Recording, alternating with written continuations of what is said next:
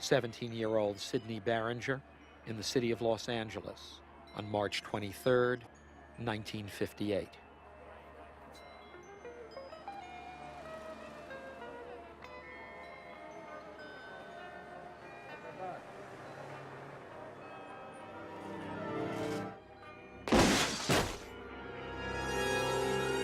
The coroner ruled that the unsuccessful suicide had suddenly become a successful homicide. To explain, the suicide was confirmed by a note in the right hip pocket of Sidney Barringer. At the same time young Sidney stood on the ledge of this 9-story building, an argument swelled 3 stories below. The neighbors heard, as they usually did, the arguing of the tenants, and it was not uncommon for them to threaten each other with a shotgun or one of the many handguns kept in the house. And when the shotgun accidentally went off, Sidney just happened to pass. What? Shut the fuck up! Added to this, the 2 tenants turned out to be Faye and Arthur Barringer, Sidney's mother and Sidney's father.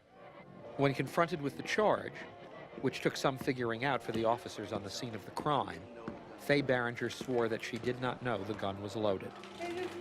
She always threatens me with a gun, but I don't keep it loaded. And you didn't load the gun? Why would I load the gun? A young boy who lived in the building, sometimes a visitor and friend to Sidney Barringer, said that he had seen, 6 days prior, the loading of the shotgun. Ricky, come here a minute. It seems that all the arguing and fighting and all of the violence was far too much for Sidney Barringer, and knowing his mother and father's tendency to fight, he decided to do something. He said that he wanted them to kill each other, and that's all that they wanted to do is to kill each other, and that he would help them do that if that's what they wanted to do. Sidney Barringer jumps from the 9th floor rooftop. His parents argue 3 stories below.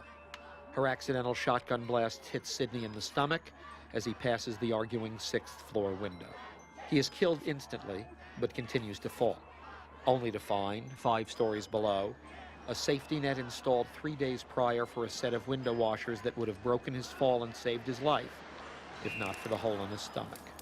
So Faye Barringer was charged with the murder of her son, and Sidney Barringer noted as an accomplice in his own death. And it is in the humble opinion of this narrator that this is not just something that happened. This cannot be one of those things.